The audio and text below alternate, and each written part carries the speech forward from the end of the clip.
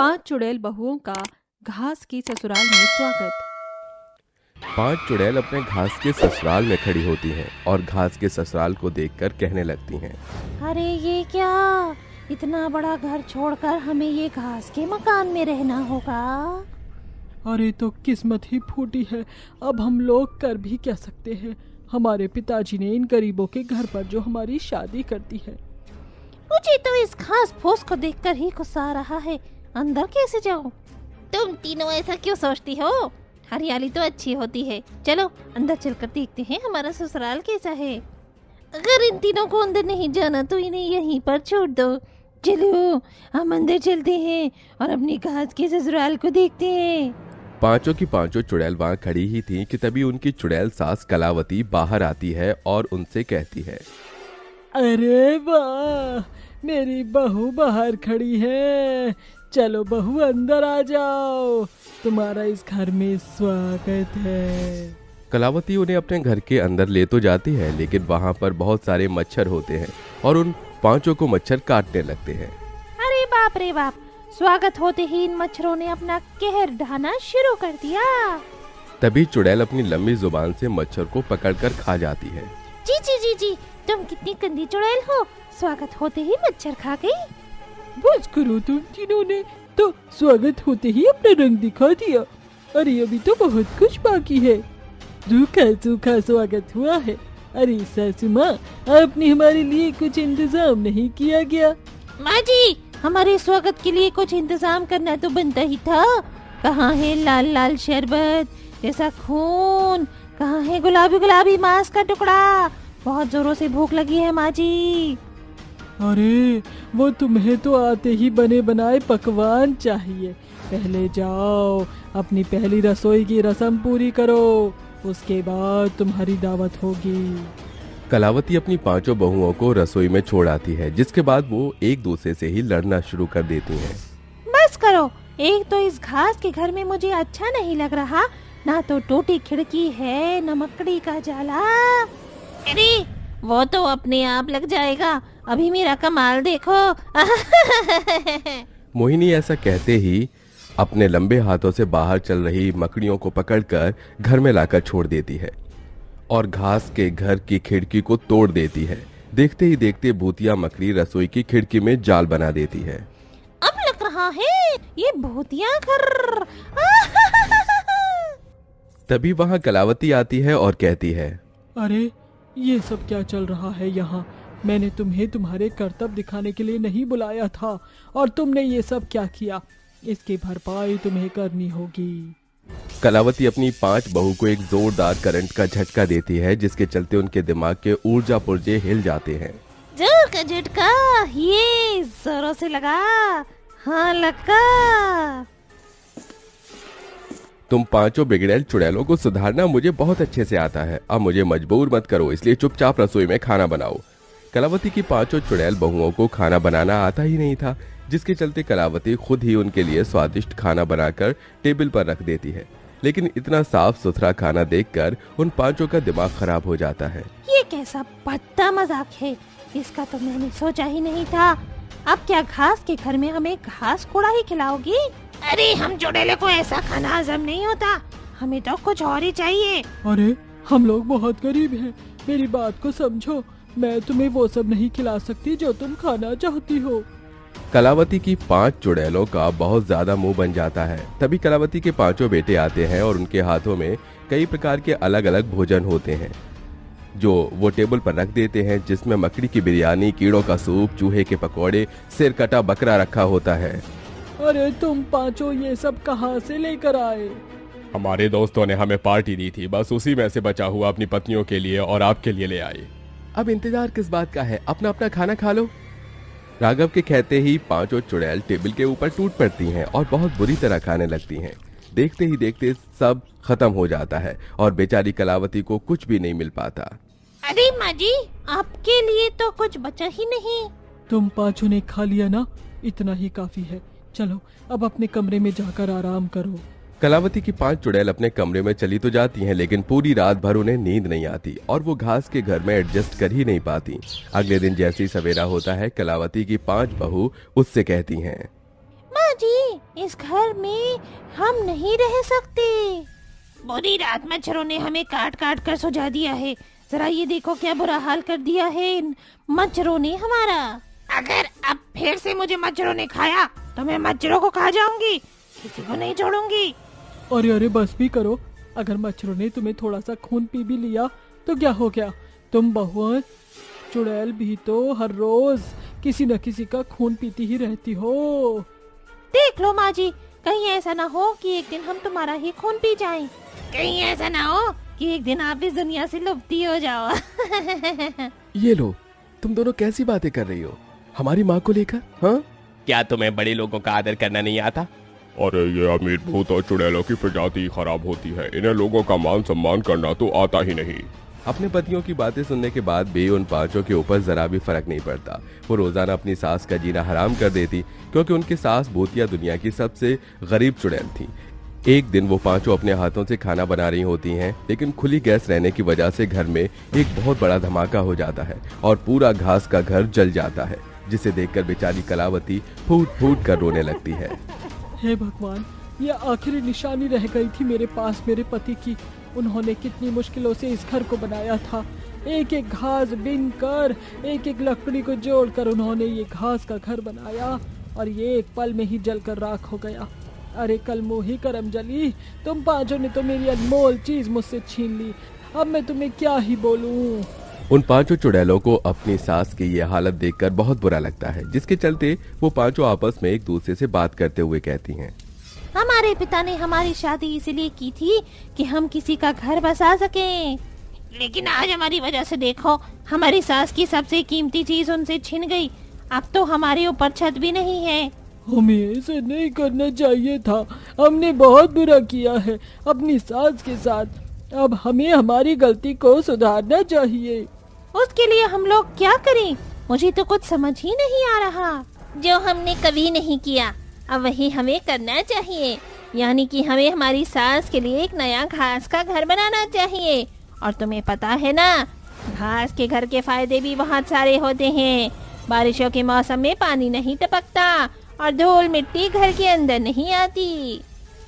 वो पांचों मिलकर अपनी सास के लिए दोबारा से घास का घर बनाने की कोशिश करती हैं। वो पांचों जंगलों में जाती हैं और वहां से घास और लकड़ी इकट्ठा करके बहुत जल्द मेहनत के साथ एक घास का पहले वाले से भी अच्छा घर बना लेती हैं, जिसे देखकर कलावती कहती है, अरे वाह, ये घास का घर तो बहुत ही सुंदर लग रहा है। तुम पांचों ने मेरे लिए इतनी मेहनत करी, मुझे तो यकीन ही नहीं हो रहा। मेरे लिए ये सब करने के लिए तुम्हारा बहुत बहुत शुक्रिया। मैं भी तुम्हारे लिए कुछ करना चाहती हूँ। उस दिन कलावती खुद शिकार करके अपने चुड़ैल वाले अंदाज में बकरा बनती है और अपनी पांचों चुड़ैल बहू का दोबारा से गृह प्रवेश करती है और उन्हें स्वागत के तौर पर बकरे का मीट खिलाती है। इसके बाद वो पांचों बहुत खुश होती हैं और अपनी सास का ये प्यार देखकर उन्हें और भी अच्छा लगता है। अब वो चुड़ैल बहुएं अपनी चुड़ैल सास के साथ खुशी खुशी रहने लगती हैं। रात का सन्नाटा था, काफी अंधेरा था। एक पुराने से रामलाल स्टेशन पर भूत और चुड़ैलों का फसाना था। कुछ समझ नहीं आया ना?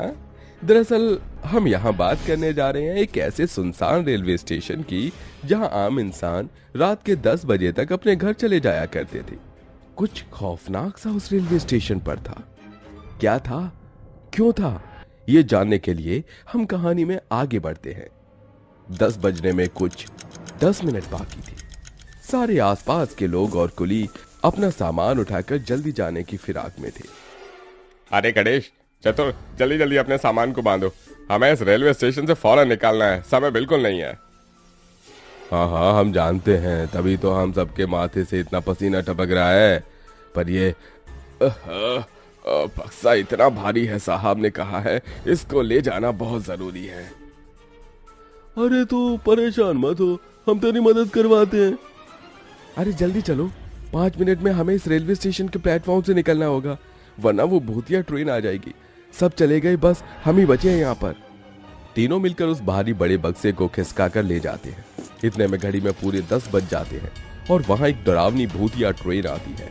स्टेशन पर रुकते ही उसमें से बहुत सारी डरावने भूतिया भूत और चुड़ैल निकलते हैं, जो कि गाजे बाजे के साथ आते हैं। लो चली मैं अपने देवर की बारात लेके लो चली मैं। अरे भाभी आप ही ना, मुझे भी तो मौका दीजिए अपनी बारात में नाचने का। बल्ले बल्ले शाबा शाबा, ओ बल्ले बल्ले शाबा शाबा।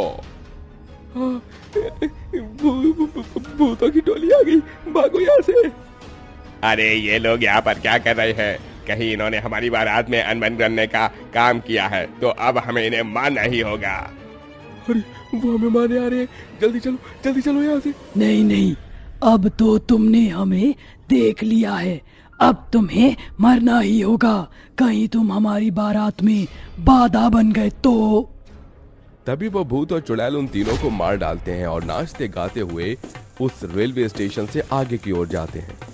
कुछ 4-5 चुड़ैल हाथ में आरती की थाली लिए खड़ी थी, जो उसकी आरती कर स्वागत करती हैं, फूल डालती हैं। आइए आइए जीजू, आपका स्वागत है। बड़ी देर कर दी आपने बारात लाने में। अरे थोड़ा सा लेट हो गया, वो क्या है ना, कुछ इंसानों ने हमें देख लिया था तो मारना पड़ गया, वरना मैं अपनी जानू से शादी कैसे करूंगा। ये तो है। वैसे कहाँ है मेरी जाने मन जाने जिगर? यहीं पीछे है जीजू, आपको अभी नहीं मिलेगी वह, आपको मंडप तक आना ही होगा, अधूरी शादी को जो पूरा करना है। फिर भूतिया बारात दुल्हन के मंडप की ओर बढ़ती है और मंडप में प्रवेश करते ही भूतिया दूल्हा समेत बारातियों को इतना जोर का झटका लगता है कि वो प्रवेश नहीं कर पाते। किसी को कुछ समझ नहीं आता कि भूतिया बाराती फिर से उठकर मंडप की ओर जाने की कोशिश करते हैं, लेकिन एक बार फिर बिजली का झटका खाकर जमीन पर गिर जाते हैं। ये बार बार ऐसा क्यों हो रहा है? मैं अपनी निकिता के पास क्यों नहीं जा पा रहा हूँ? ओह, मैं भूल कैसे गई, आज पूर्णिमा की रात है, तुम्हारा और मेरा संगम नहीं हो सकता। ये शादी हमें किसी और दिन करनी होगी, क्योंकि तुम बार बार इस मंडप में आने का प्रयास करोगे तो हम सब मिट जाएंगे। हम सबको देवर जी की बारात दोबारा लानी होगी इस रेलवे स्टेशन से। हाँ भाभी, मुझे बहुत गुस्सा आ रहा है, मैं निकिता तुमसे शादी किए बिना नहीं रह सकता। चिंता मत करो, मैं बहुत जल्द आऊंगा, बहुत जल्द। इतना कहकर भूतिया दूल्हा अपनी बारात लेके वापस उसी रेलवे स्टेशन से चले जाता है। कुछ दिन बाद फिर से भूतिया बारात नाचते गाते हुए उसी स्टेशन पर आती है। चुड़ैल दुल्हन की चुड़ैल बहनें अपने जीजू का फिर से स्वागत करती हैं, उन पर फूल बरसाती हैं। वो फिर से मंडप की ओर जाता है लेकिन नाकाम हो जाता है। इस बात से सारे भूतिया बाराती फिर असमंजस में आ जाते हैं और ऐसा करीब वो भूतिया बारात 2-3 बार करती है और रेलवे स्टेशन पर जितनी बार भी इंसानी लोगों को देखती है उन्हें मार डालती है। रोहित, तुम कब तक ऐसे बार बार बारात लेकर आओगे और इन लोगों की हत्या करोगे? कब मैं तुम्हारी होंगी और हमारी शादी का सपना पूरा होगा? समझ तो मुझे भी नहीं कुछ आ रहा है। निकिता, आखिर वो ऐसा कौन सा दिन है जिस दिन हमारी शादी होगी? रुको, मेरे पास एक तरीका है। मैं असुर देवता से बात करने की कोशिश करती हूँ। ओम ह्रीं क्लीं चामुंडा श्री आत्मराम राक्षस चा प्रकटम। चुड़ैल के ये कहते ही एक तेज लाल रोशनी सबके सामने आती है। बोलो, क्यों तुमने मुझे आवाहन किया आने का? महाराज, मेरी मदद करें, वह दिन सुनिश्चित कर दीजिए जब मैं अपने रोहित के साथ शादी कर पाऊं। बार बार काफी अड़चनों का सामना करना पड़ रहा है, किसी भी दिन हमारी शादी नहीं हो पा रही है। तुम्हारी शादी 2 दिन बाद की अमावस्या को होगी। ध्यान रहे कोई इंसान ना हो और बात के 12 बजे से पहले शादी हो जाए, वरना कभी एक नहीं हो पाओगे। इतना कहते ही वो आवाज गायब हो जाती है। मतलब आप फिक्र की कोई बात नहीं है, 2 दिन बाद हमारी शादी हो जाएगी। ये कहते ही भूतिया बारात फिर से उस रेलवे स्टेशन पर जाकर ट्रेन में बैठकर वापस चली जाती है। ये सब होता हुआ एक मुकेश नाम का वृद्ध व्यक्ति जो कि कंबल ओढ़े हुए था, छुपकर सब सुन रहा था। अरे भूतिया बारात ने कितने लोगों को मार डाला। वो तो शुक्र है कि आज तक इस कवच की वजह से मैं इन भूतों से बचा हुआ हूँ। अगर ऐसे ही लोग मरते रहे तो ये रेलवे स्टेशन हमेशा के लिए सुनसान और शमशान बन जाएगा। मुझे कुछ तो करना होगा, शादी रोकनी होगी, तांत्रिक बाबा को बुलाना होगा। 2 दिन बाद अमावस की रात आती है। 10 बजने से पहले वहां पर कुछ लोग ट्रेन से उतरकर अपने घर की ओर बढ़ रहे थे, तो चाय नाश्ते वाली दुकान बंद करके भाग रहे थे। तांत्रिक, सब यहाँ से जा रहे हैं, 10 बजने वाले हैं, वो भूतिया बाराती ट्रेन आती होगी।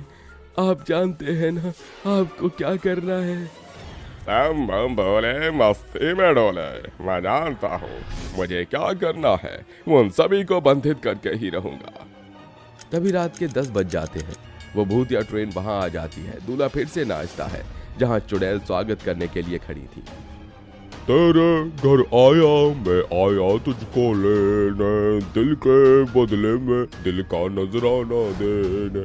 माथे की बिंदिया हाँ बोले है, सुन सुन सुन सुन साजन जी घर आए, दुल्हन क्यों शर्माए।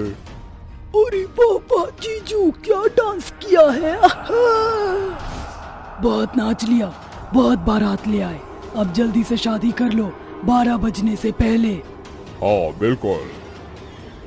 तांत्रिक, इसे रोकिए वरना गड़बड़ हो जाएगी।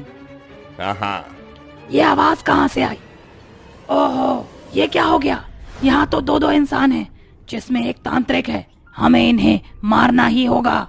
तभी चुड़ैल भाभी एक चाकू फेंकती है, पर तभी तांत्रिक अपने मंत्रों से उसे और खुद को एक शक्तिशाली घेरे में सुरक्षित कर लेता है और वो बच जाते हैं। ये क्या, इन पर तो असर नहीं हुआ। अगर हमने लड़ने में वक्त जाया किया तो शादी नहीं हो पाएगी।